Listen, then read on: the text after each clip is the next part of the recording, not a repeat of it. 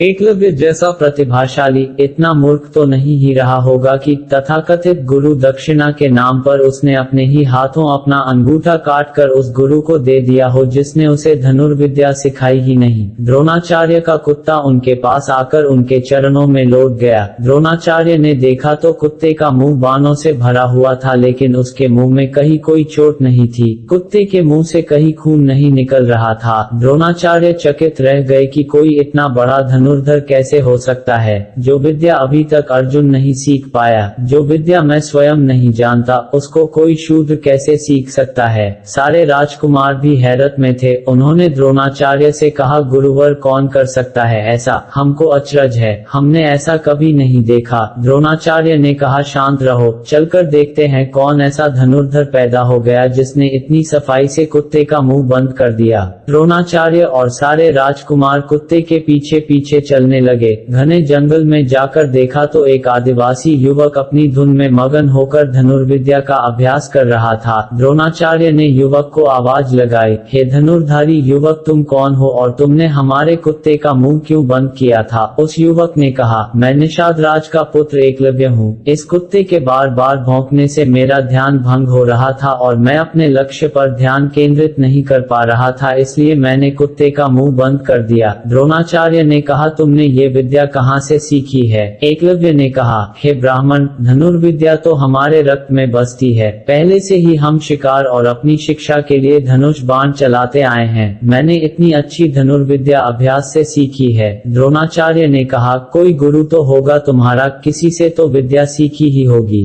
एकलव्य ने कहा, मेरे माता पिता और समाज ही मेरे गुरु हैं। द्रोणाचार्य ने कहा, क्या तुम रोज यहाँ अभ्यास करने आते हो? एकलव्य ने कहा, मैं रोज ही यहाँ आता हूँ। इतना सुनने के बाद द्रोणाचार्य राजकुमारों के साथ अपने आश्रम वापस आ गया। आश्रम में पहुँचते ही अर्जुन द्रोणाचार्य पर क्रोधित होकर बोला, गुरुदेव, आपने मुझको वचन दिया था कि मैं दुनिया का सबसे बड़ा धनुर्धर होऊंगा, फिर वो एक निषाद का बेटा मुझसे बड़ा धनुर्धर कैसे हो सकता है? गुरुवर, आप अपने वचन को अधूरा कैसे रहने दे सकते हैं? आपका वचन मिथ्या कैसे हो सकता है? इतिहास आपका वर्णन मिथ्या पुरुष के रूप में करेगा। द्रोणाचार्य ने कहा, उत्तेजित मत हो अर्जुन, मैंने तुमको सर्वश्रेष्ठ धनुर्धर बनाने का वायदा किया था और वो वायदा छल कपट, साम दाम, दंड भेद से भी पूरा होगा। अवसरवादी पुरुष को इस तरह उत्तेजित होना शोभा नहीं देता। मत भूलो, मैं तुम्हारा गुरु हूँ और अपना वचन पूरा करने के लिए मैं किसी भी हद तक जा सकता हूँ। एक काम करो, किसी शिल्पकार को मेरी एक मूर्ति तैयार करने का आदेश दो। द्रोणाचार्य की मूर्ति बनकर तैयार हो गई। रात को ही द्रोणाचार्य की मूर्ति को उस स्थान पर स्थापित कर दिया गया जहां एकलव्य तीरंदाजी का अभ्यास किया करता था। दिन निकला और राजकुमारों के साथ द्रोणाचार्य उस स्थान पर पहुंच गए जहां एकलव्य अभ्यास कर रहा था। द्रोणाचार्य ने एकलव्य से कहा, निषाद पुत्र, तुमने हमसे झूठ बोला था कि तुम्हारा कोई गुरु नहीं है, जबकि तुमने ये विद्या हमसे चुराई है। तुमने हमारी मूर्ति को सामने रखकर विद्या सीखी है, जबकि इसके लिए हमसे कोई इजाजत भी नहीं ली थी। ये विद्या चोरी है, इसका दंड तुमको भोगना पड़ेगा। एकलव्य ने कहा, हे विप्र, मैंने कोई विद्या नहीं चुराई और ये मूर्ति भी मैंने यहाँ स्थापित नहीं की। मैं नहीं जानता कि ये मूर्ति यहाँ कैसे आ गई। एक ब्राह्मण होकर आपको इस तरह छल करना शोभा नहीं देता। अर्जुन क्रोधित हो उठा। उसने कहा, गुरुवर, ये आपका अपमान कर रहा है, कहो तो इसकी गर्दन उड़ा दूं। इसने आपका अपमान करने की धृष्टता की है, इसको जीने का कोई अधिकार नहीं है। द्रोणाचार्य ने कहा, नहीं अर्जुन, इसका जीवन लेना हमारा ध्येय नहीं है। हमारा ध्येय इसकी विद्या छीनकर इसको विद्याहीन और गुलाम बनाना है। मैं तुम सब राजकुमारों को आदेश देता हूँ, इसको पकड़कर इसके दाहिने हाथ का अंगूठा काट दो। फिर